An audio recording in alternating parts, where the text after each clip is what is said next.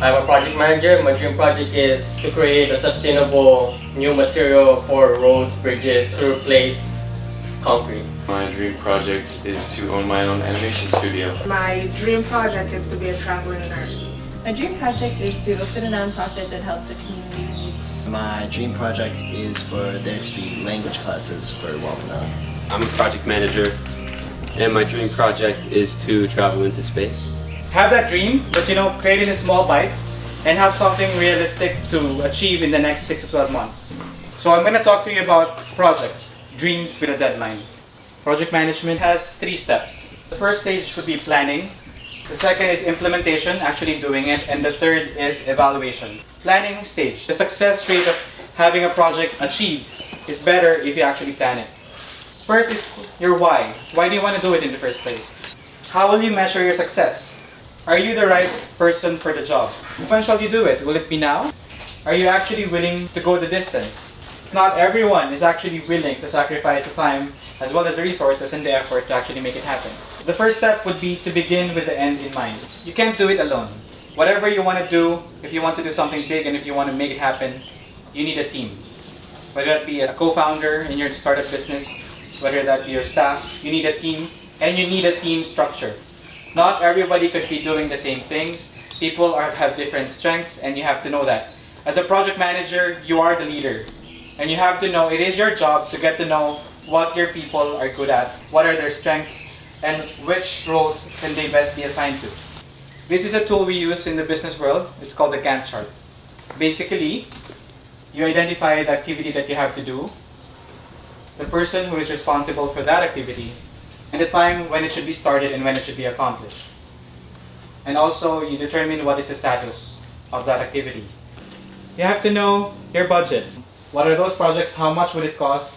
And if there's someone who can give it to you. You don't have to ask for money all the time. It could be their mentoring support, it could be the network, an introduction. You have to project also your income.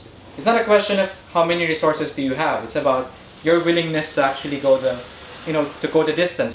Have a plan B. It's about knowing what could also go wrong. And that plans change, your dreams change, your values change, and it's about being flexible as well. The second part of the project management after the planning is basically doing.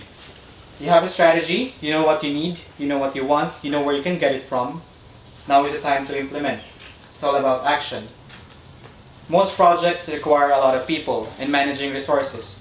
We talk about cash, we talk about time. It's also about how to communicate what you need to the people you're working with. Team management is also about knowing what is the difference between a group and a team. This is a group. A group of people is just, the same, different individuals in one place.